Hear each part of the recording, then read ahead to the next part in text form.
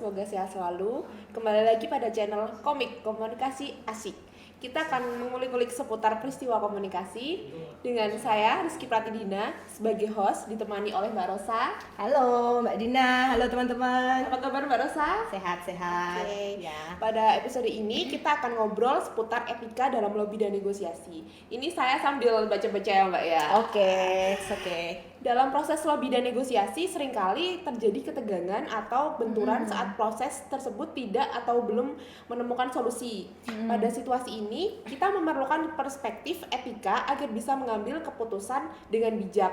Oke Mbak Rosa, sebenarnya etika dalam proses lobby dan negosiasi ini sejauh mana dibutuhkan? Oke. Jadi kalau bicara etika Mbak Dina dan juga teman-teman sekalian, itu dibutuhkan hampir di setiap aspek kehidupan kita ya, karena saat kita berelasi, saat kita berinteraksi dengan orang lain, itu perlu yang namanya perspektif etis supaya relasi kita lebih mendalam, relasi kita lebih bijak gitu ya. Tapi dalam konteks negosiasi, perspektif etika ini dijadikan kerangka berpikir untuk nantinya memilih keputusan-keputusan atau pertimbangan yang dia sifatnya etis gitu. Gitu. Berarti hal ini penting karena etika menjadi standar sosial ya Mbak untuk menentukan apa itu benar dan salah dalam situasi tertentu.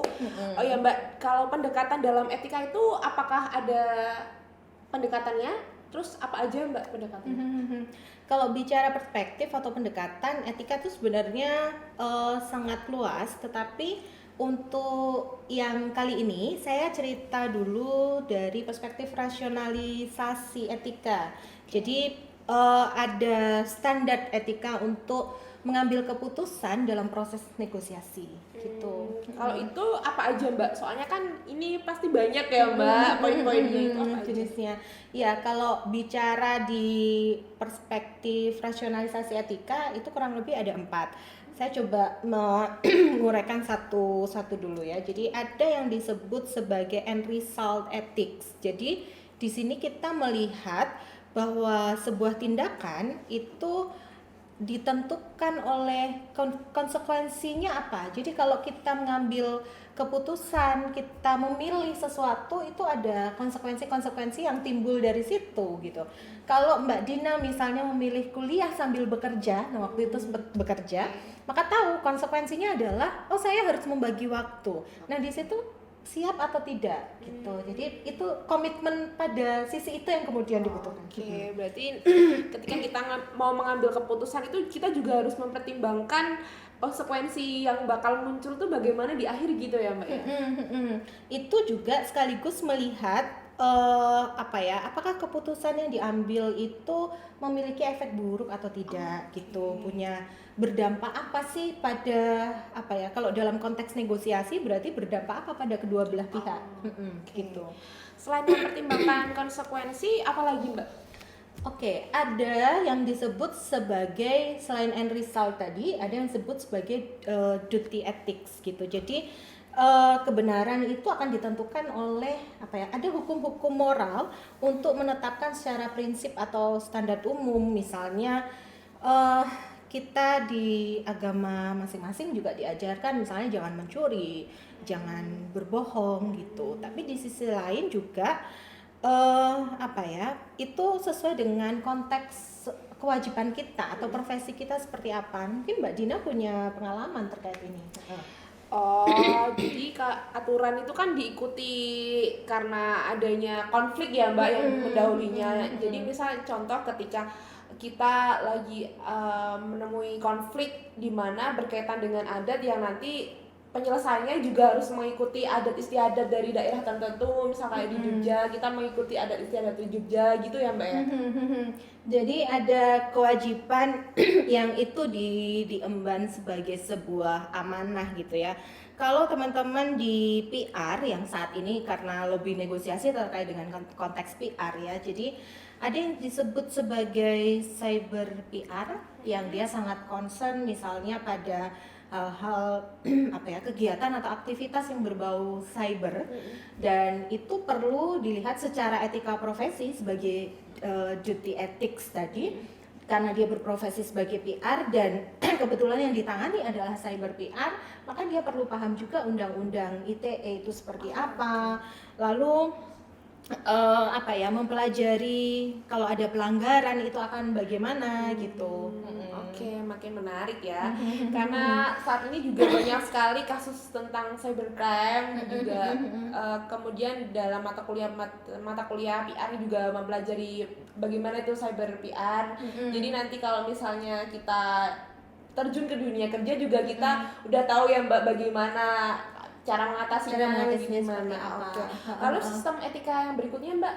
Oke, sebelum ke situ mungkin kalau berbicara cyber PR juga nanti akan teman-teman melihat misalnya ada berita atau kita sebagai juru bicaranya satu perusahaan gitu ya misalnya atau satu organisasi itu juga perlu mengkomunikasikannya dengan baik. Kalau di virtual seperti apa, kalau di media sosial itu harus bicara seperti apa, mengklarifikasinya bagaimana, itu juga perlu dilihat.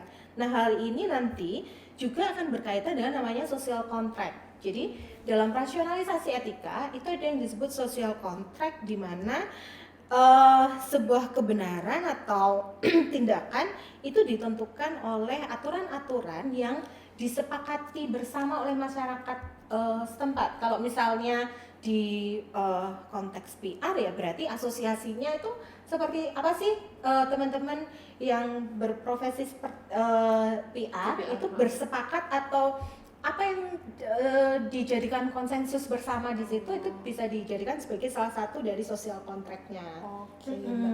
Kalau yang dimaksud dengan kebaikan umum nih Mbak, itu bagaimana Mbak? Karena kan kadang kita kesulitan juga mengukur dari kepentingan masing-masing individu kan berbeda-beda juga ya Mbak.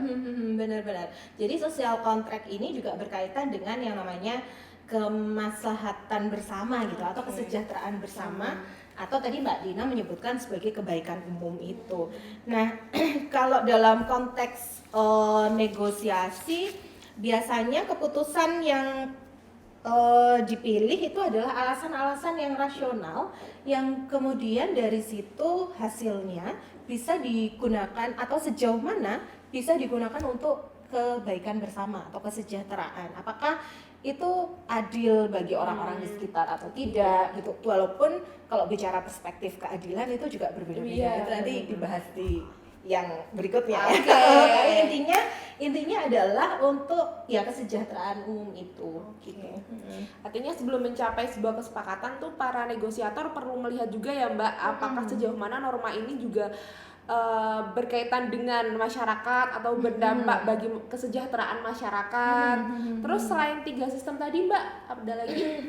Ya, kalau ada social contract, nah dalam rasionalisasi etika ini ada yang disebut sebagai personalisasi atau personalistik gitu ya. Istilahnya adalah personalistic ethics. Nah, personalistic ethics ini akan lebih menekankan pada bagaimana seseorang itu memiliki prinsip etis dalam hidupnya gitu. Jadi ada misalnya karakter orang yang dia punya integritas, punya tanggung jawab, dia transparansi gitu ya, memiliki transparansi pada setiap apa yang dikerjakan. Nah, kurang lebih seperti itu. Jadi artinya dia bisa menunjukkan rasa kemanusiaan ya, memutuskan benar dan salah itu dia sudah memiliki kedewasaan di situ.